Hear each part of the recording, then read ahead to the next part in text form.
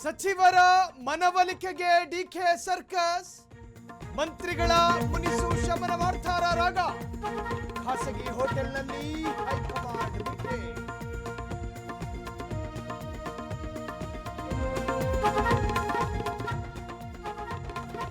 ಕೈ ಕಮಾಂಡ್ಗೆ ಖಾತೆ ಹಂಚಿಕೆ ಬಿಸಿ. ಉತ್ತರ ಕರ್ನಾಟಕದಿಂದಲೂ ಅಸಮಾಧಾನ ಸ್ಫೋಟ. ಬಿಆರ್ ಪಾಟೀಲ್ ನೇತೃತ್ವದಲ್ಲಿ ರಣವ್ಯೂಹ.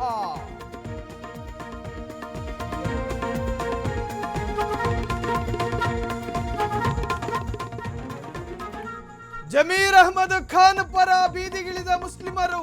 ವಿಜಯನಗರ ಸೇರಿ ಹಲವೆಡೆ ಪ್ರೊಟೆಸ್ಟ್. ಕಾಂಗ್ರೆಸ್ ಹೈಕಮಾಂಡ್ಗೆ ವಾರ್ನಿಂಗ್.